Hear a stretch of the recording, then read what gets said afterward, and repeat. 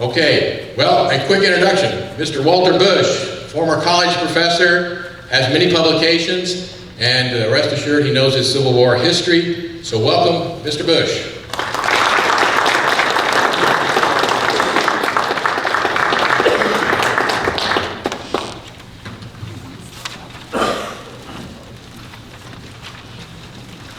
Thank everybody for coming and listening to me. I don't know my Civil War history, okay? Short story on that is when I was getting my history degree, I wanted to do my thesis on Jack the Ripper. College professor said no, and told me that I should find something that nobody else has written on. So I was happy to be down at Pilot Knob one day, and the director down there then, Dave Rodgers, said, you know, nobody's ever written a book on Thomas Ewing. So I wrote the book on Thomas Ewing, and when Dave left, that got me the job down at Pilot Knob, which was a very fun job for 17 years.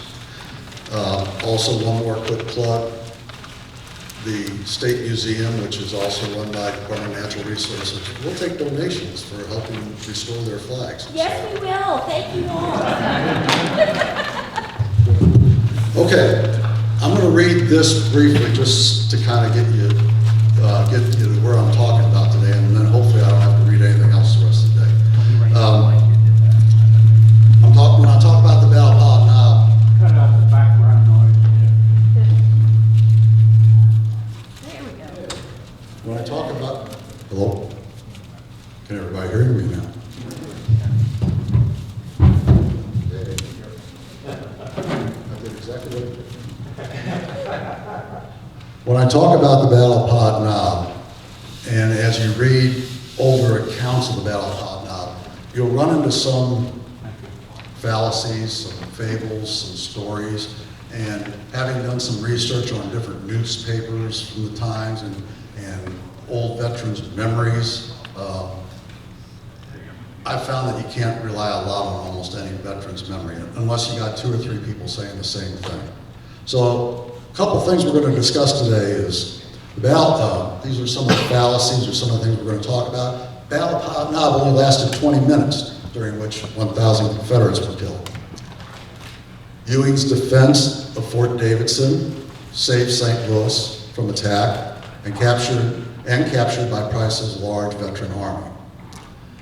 Price was a fool to launch a direct assault on Fort Davidson. He should have bombarded the fort into submission. Next one is Brigadier General William Cabell. His brigade made 3 valiant charges on Fort Davidson, reaching the moat only on the 3rd try.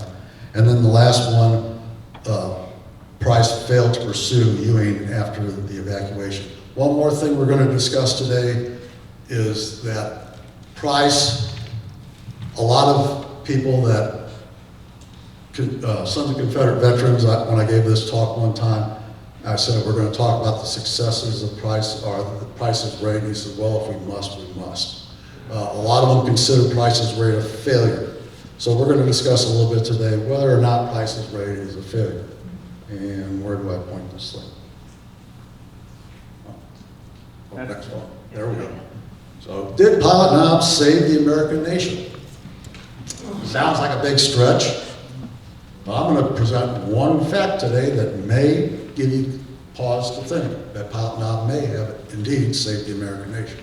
It's a stretch, but I think it's a good one. Okay, when we talk about Price's raid, it starts in September of 1864.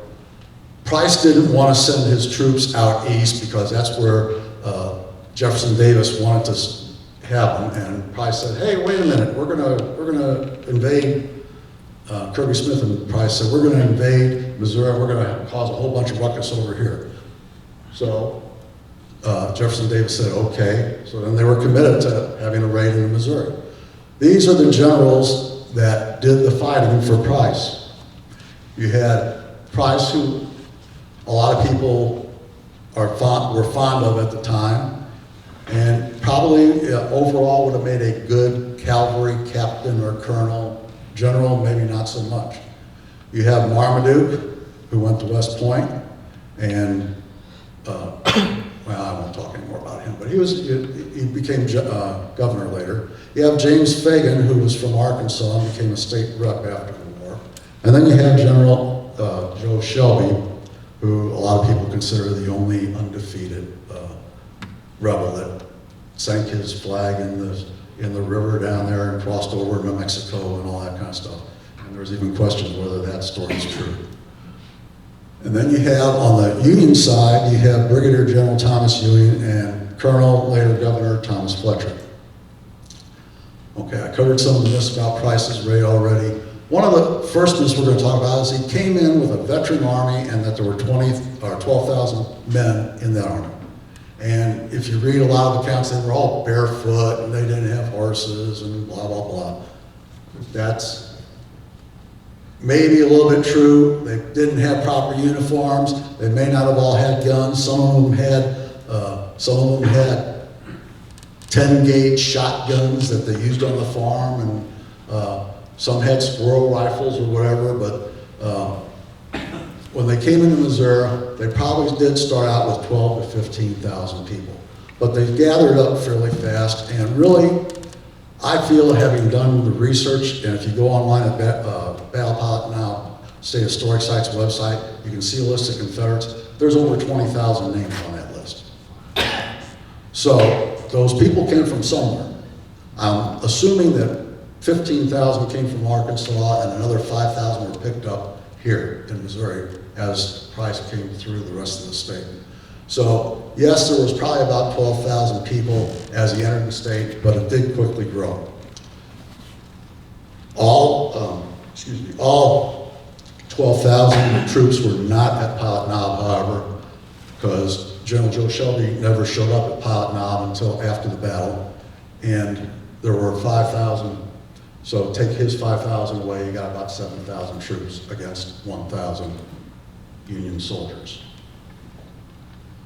Okay, if you look at this, this is a long raid. I mean, that is the longest raid of the war. I mean, that's a monumental raid, and it was pulled off and started out being fairly successful because Pilot Knob was technically a tactical victory for the Confederates.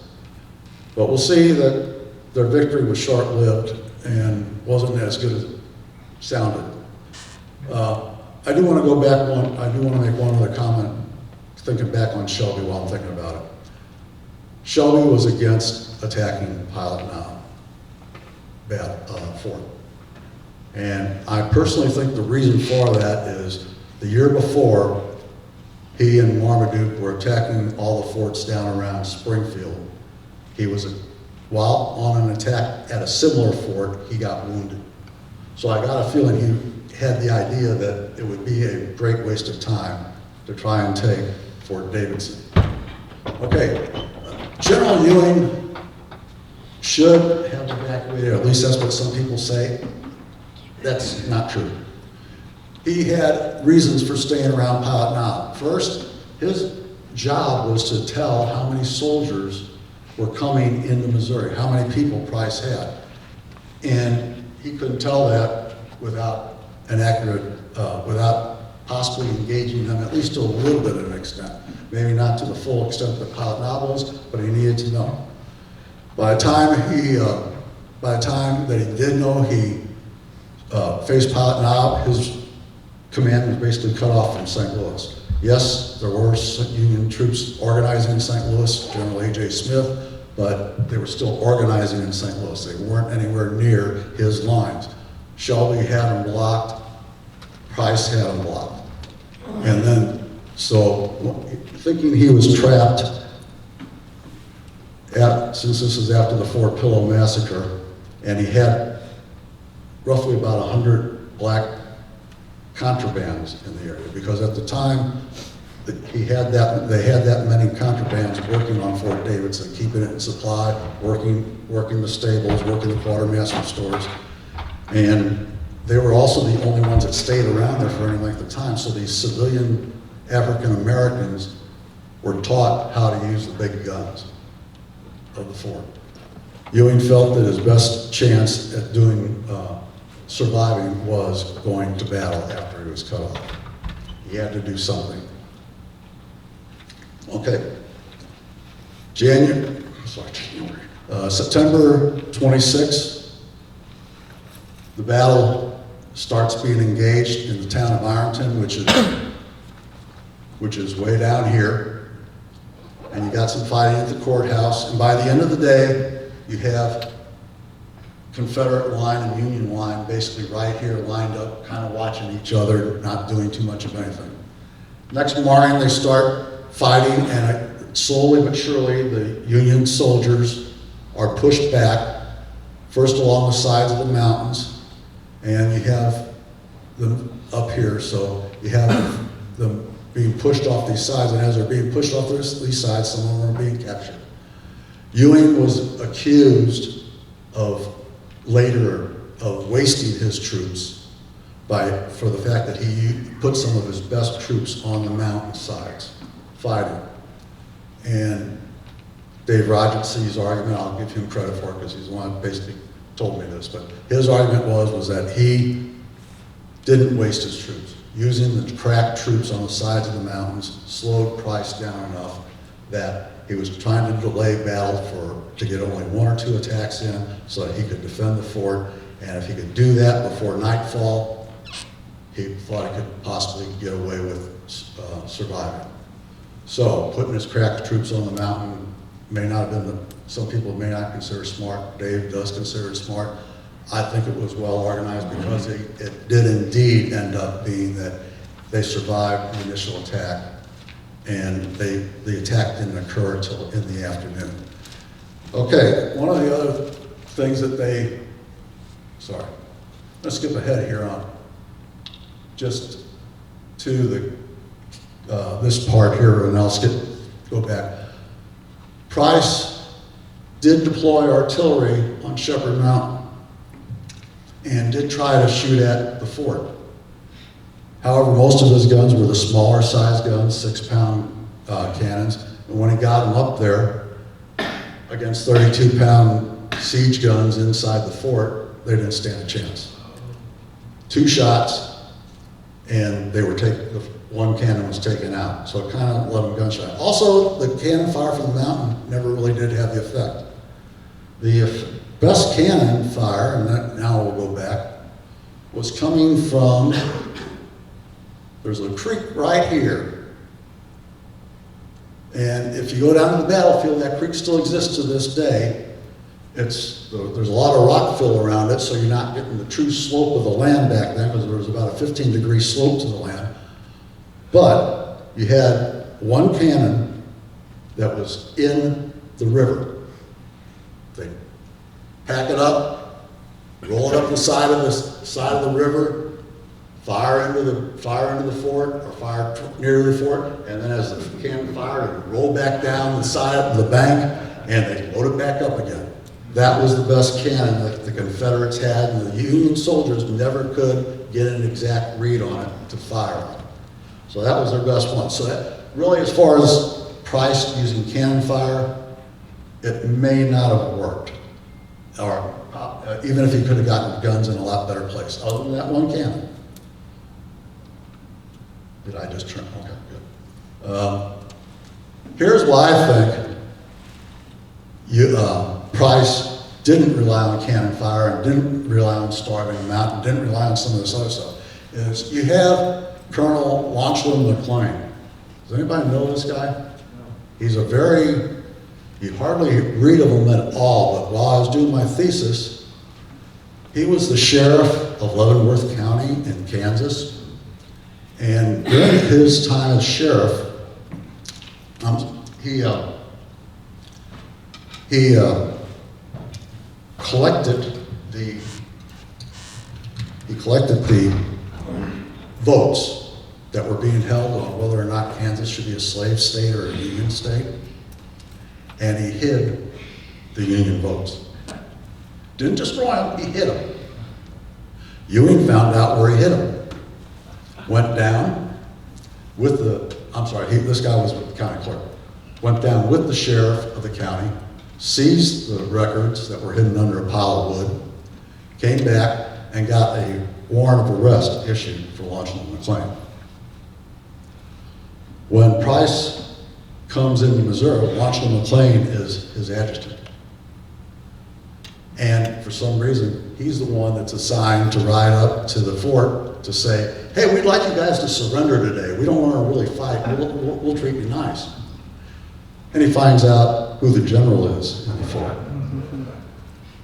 Now, he had already had to escape Kansas to avoid the arrest warrant, so technically the warrant was still out there for him. And the guy that issued the warrant is this guy's on the Union side. I think what happened is, one of the things that happened is McLean went back and almost demanded an immediate attack on the fort. I think that he was one of the ones that, if anybody was talking about holding it off and beating it in submission with cannon fire, he was probably against it because he wanted Ewing's head. That's just my guess. The guy died shortly after, about a year after the battle, so nobody's ever really written a biography on him, nobody really can tell, but that's kind of what I think happened on this particular thing. So that's one reason why the battle may have occurred the way it did. Okay, there's a picture of the fort. A lot of people get down there and say, where's the fort? And you say, it's that mound of dirt out there. And they go, oh. But Fort Davidson was never just that fort. When you look at that fort there, it's like their bomb shelter or their nuclear bomb shelter, if you want to look at it like that. It's where they went if there was going to be an attack. And they figured if there was going to be an attack, it was going to be a couple hundred guerrillas or something like that. They could go in there, shoot at the guerrillas, and be done with it. But Fort Davidson, Pilot Knob was there because of the iron that was being pulled out of the mountain. And the railroad also stopped right there. The Iron Mountain Railroad ended at Pilot Knob at that time. You had quartermaster stores. You had the livery stables there. You had other places. You had that entire valley filled up with soldiers. The bakery for the soldiers in Ironton was baking 5,000 loaves of bread a day in 1862. It was a well-fortified area, but right before the battle, Price was told that a lot of the soldiers had been pulled off and was only being protected by militia. And he did, even though I disagree with the fact that he had a bunch of barefooted soldiers, his soldiers needed uniforms, needed guns, and he thought they could easily come in there and take the quartermaster's stores. So that's really what probably started the battle. So when you think of Fort Davidson, think of it as like Fort Riley, Kansas, where you're driving for miles and miles, and you're still on this military reservation. It wasn't just that fort. Okay, I've already talked about that one, so I do want to mention. Another person, if you ever have a Civil War roundtable, if you want to have a talk, Randy Baer from St. Louis has done research on that gun right there. There were only 33 of them made for the Civil War. It's a Woodruff cannon that shows black troops down in Helena, Arkansas during a flood transporting the Woodruff cannon. There's only, I think they found 8 now. There's only 8 still in existence. So if you ever want them for a roundtable, he can talk quite a bit on it because he can talk about how they were at the battle here and what battles they were all at. Okay. 3 assaults on the fort. Late afternoon on the 27th, Fagan's units, led by General Cabell, who just recently got promoted, need to attack the fort. And they say that there was 3 charges. If you read the Union accounts, there were 3 charges. If you read the Confederate accounts, there were 3 charges. This guy gets his horse shot out from under him.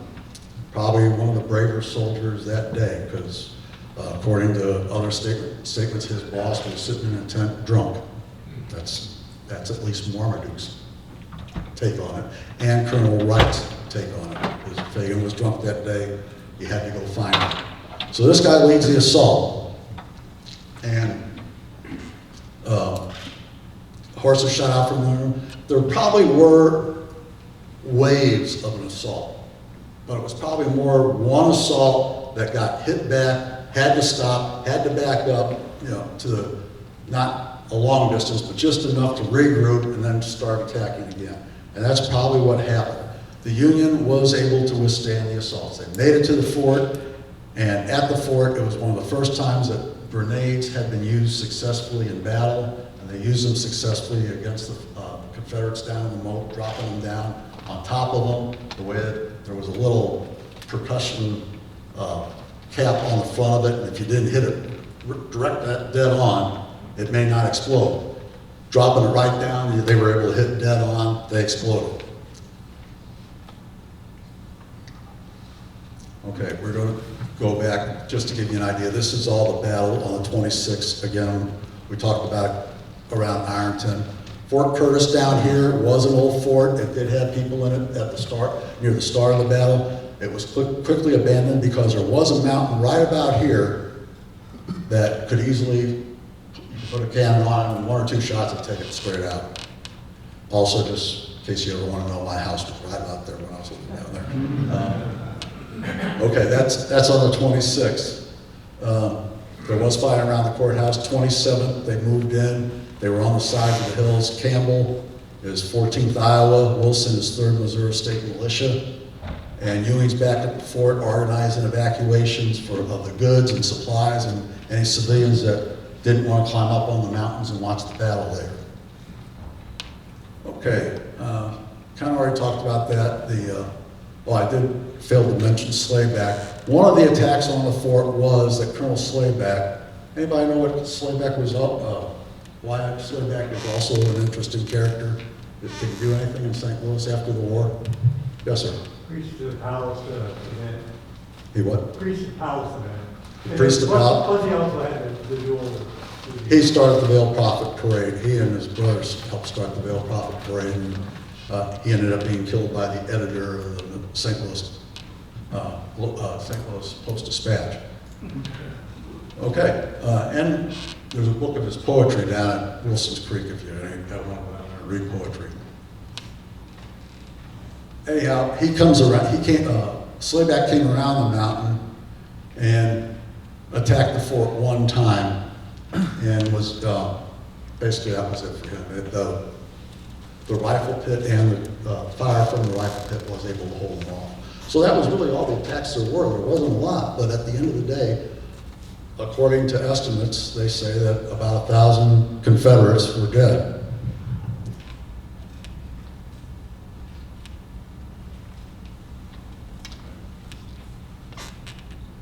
Does this? I think it doesn't work on that. I was going to have you. Green button. Hmm? If you're using the laser pointer, it's the green button. Can you use a laser pointer? Yeah. Hello. You gotta hold it up to your mouth. Hello.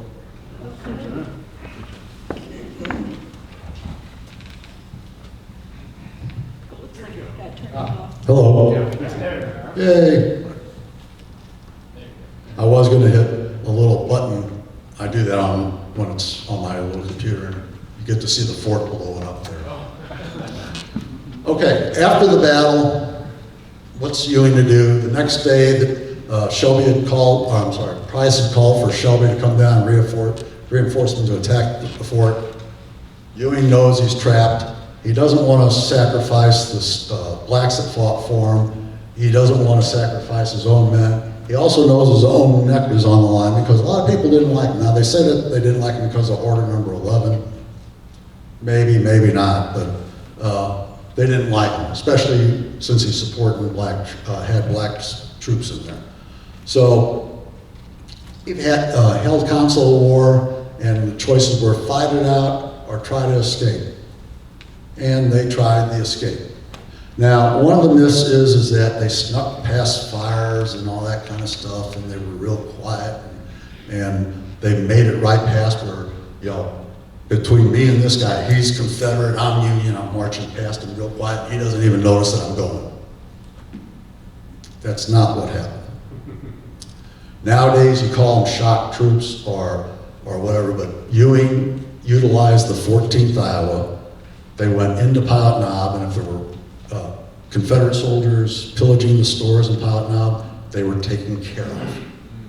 If there were Confederates laying out in the field that might have shouted too loud because they were too close to the fort, they were either taken by Dr. Carpenter to the hospital or they were taken care of. And they had decided to march out. Now, going back to this thing here, this is the fort here, but you had Confederates over here camped.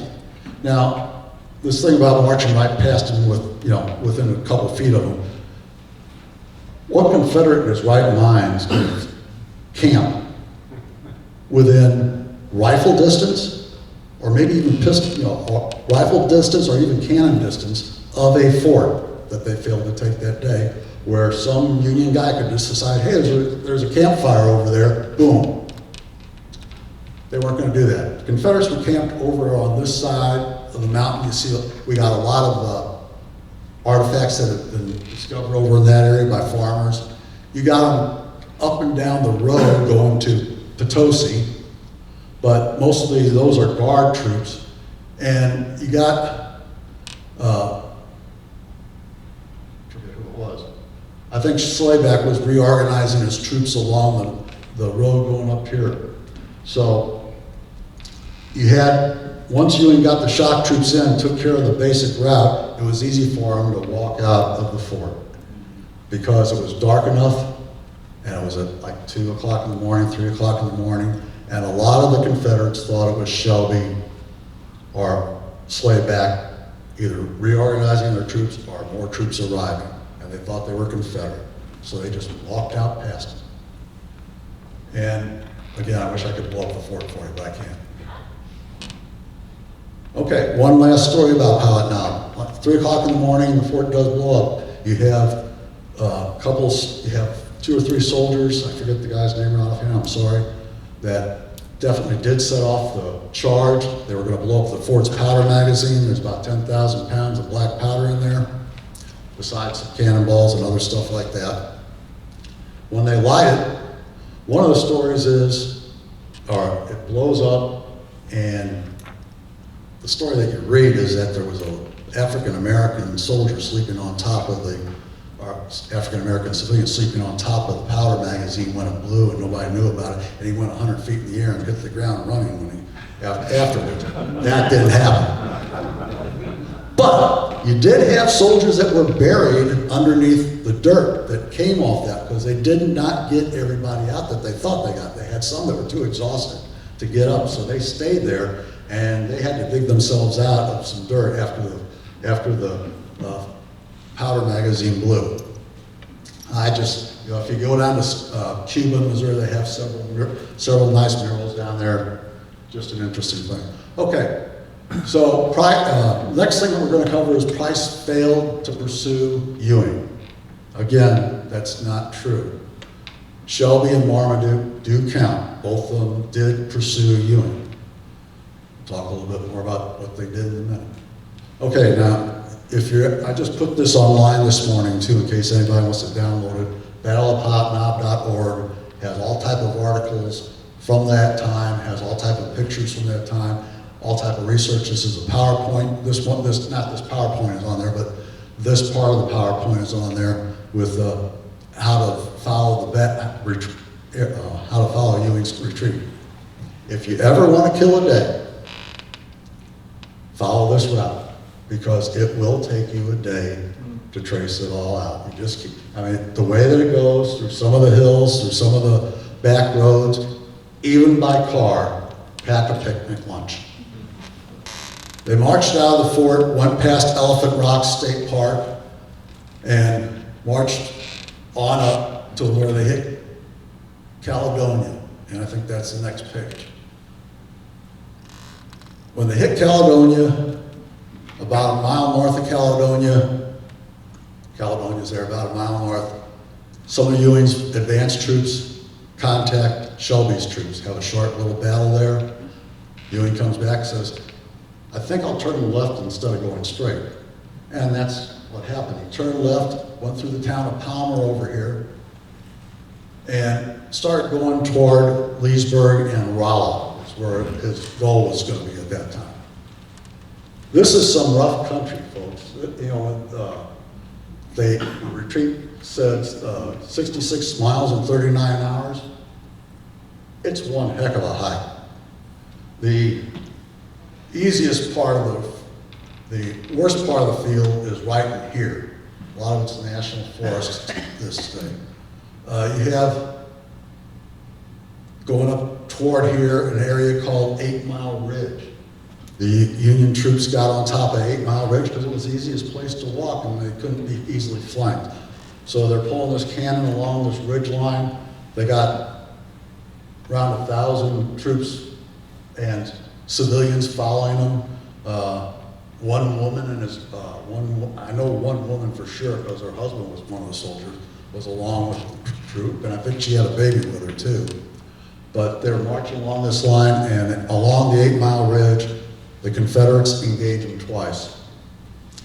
47th Missouri had just recently been formed, and the 47th Missouri was not used to fighting, and because of that, a lot of them threw down their guns and either took off to the woods or just threw down their guns and went to the front of the line and tried to get to the front instead of staying in the back.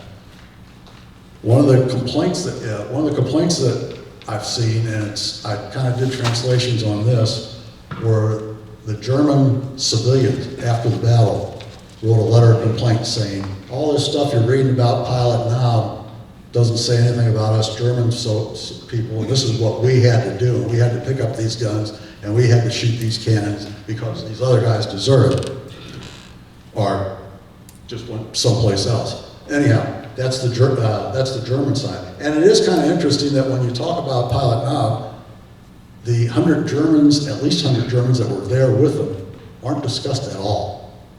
They're not discussed by the survivors of the battle in 1904 when they're having their reunions. They're not discussed by the historic site other than anything that I might have put down there. They're just not discussed, they're forgotten. But they apparently did have something to do with the battles along 8 Mile Ridge. But when I talk battles, I'm talking very light, a couple shots here, a couple shots there. Again, the Confederates couldn't really flank them on the ridge, so it was just the forward troops and rear guard engaging. Okay, this is where you start getting into battle. Now, if you know where the Hoosick Creek campground is, there is a Union soldier buried there. And there is a marker for that Union soldier. And that was one of the first battles after they came down off the ridge. It was an easy place for the Confederates to attack, and they did.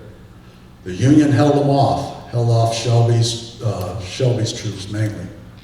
And they proceeded to go across here, and somewhere around, I think it's called Skopje or something like Skopje, Missouri. It was a mining area right along the Merrimack River, is where they crossed and came up and fought what these soldiers later called the Battle of the Red Haw Trees. And the only problem with that description is it doesn't tell you where the Red Haws are because the Red Haws aren't there anymore. So, but a local historian thinks he has found the Battle of Leesburg. I'm sorry, not battle. The Battle of the Red Haw. He thinks he found that particular site, and he apparently has better descriptions of from metal detecting and that of where the Battle of Leesburg itself happened. Okay, when they get to Leesburg, Ewing throws up some barricades around the railroad tracks. He gets a shipment of supplies in from the railroad. Up to the north, he thinks he can escape. They kind of get on the railroad. They find that the Confederates are already burning the bridges. They back up and they stay at Leesburg. And just kind of hunker down and wait. Shelby gets there, Marmaduke gets there, and Shelby this time says, I'm not attacking a fortified position again. I've been shot once doing this stuff.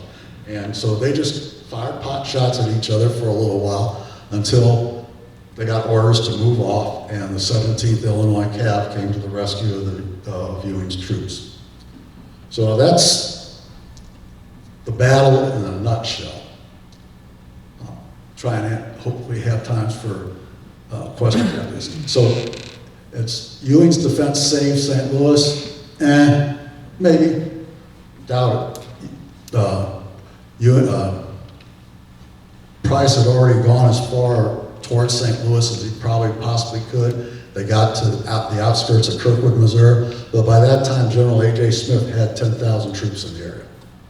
And they were moving south toward Price's troops. I don't think it really saved St. Louis. It might have saved a battle around the Kirkwood area or around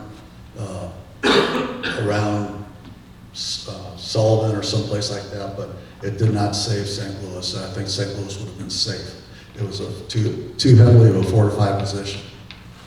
Okay, his success at Pilot Knob and the escape to Leesburg delays Price 5 days, which does mean that Ewing did save Jefferson City, because Jefferson City was able to get enough defenses up and get enough soldiers in here, and when Ewing pulled into Rolla with his 1,000 troops, they took 1,000 troops out of Rolla that were fresh and moved them up to Jefferson City. When all that happened and Price finally got toward Jefferson City, you had a little battle out at the crossing of the Osage River, and that was pretty much it. There wasn't much else that went on there.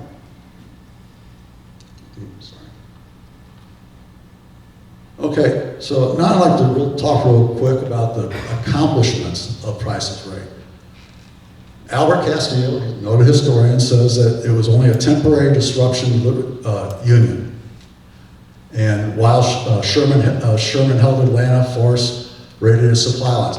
The problem with that statement is that when Price came into Missouri, Sherman was ready to march towards Savannah. He was ready. He wanted to go. He was told to hold. So it delayed Sherman's march, which is one of the things that helped cause the end of the war. So Price was successful in basically stopping Union movements and allowed General Forrest to raid Union lines in Tennessee and elsewhere. It was the longest cavalry raid of the war, that's true. The operations against Mobile, Alabama were abandoned. That's also true. Which postponed the campaign there until April. And some people claim that once the Union got control of all the Confederate ports, that was the end of the war. That's what killed it.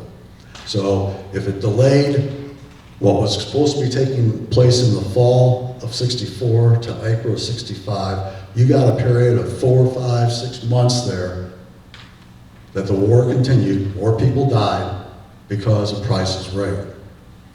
Sherman had to delay, mentioned that already. Hood attacked Schofield at Spring Hill.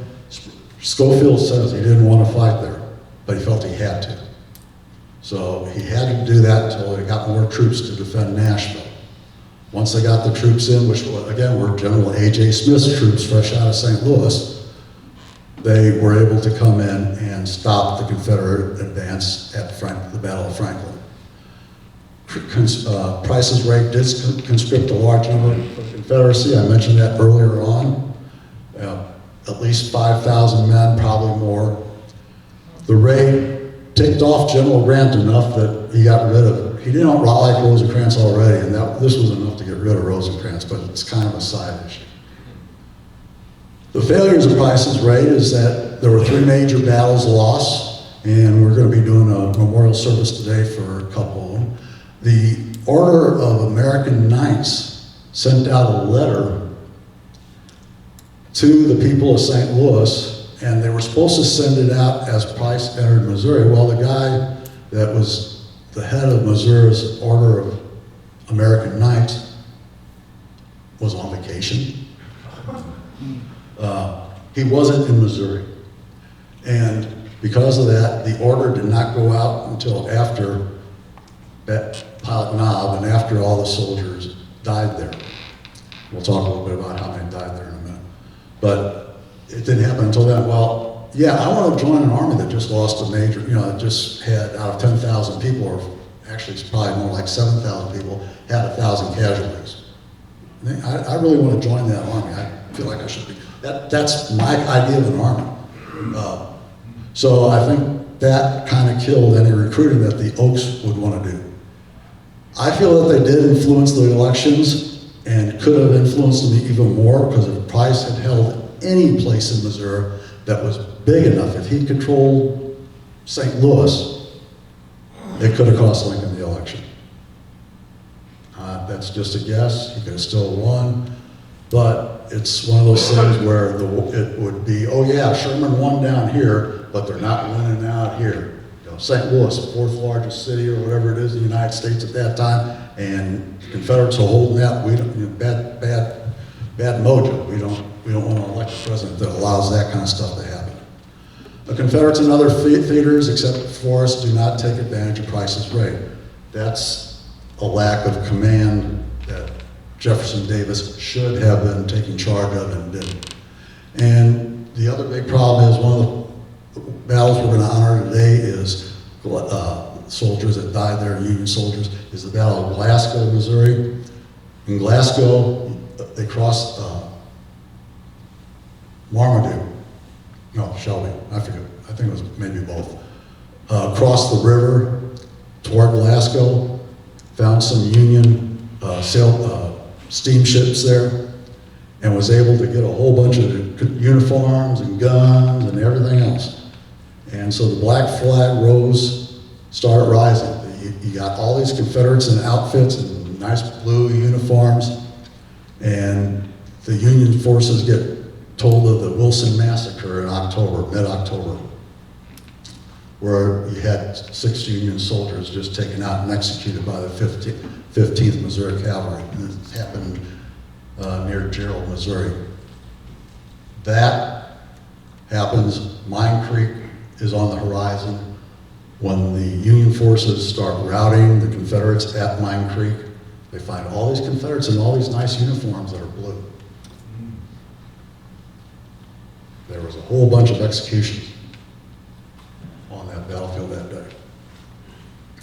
So the black flag rose with the Wilson Massacre, which is a result of Pod Knob, because Wilson was captured at Pod Knob, and it reaches its peak at Mine Creek. Okay, so did Pod Knob save the United States? Now I'm going to back up just one second because I did say that I'd tell you about the casualties. Confederate casualties, a lot of people say 1,000 killed, 1,200 killed, 1,500 killed, 150 killed. What is it?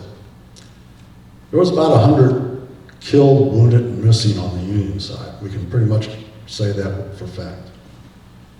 The Confederate side is a different story. The Confederate side, I'll just say that 1,200 to 1,500 killed, wounded, and missing.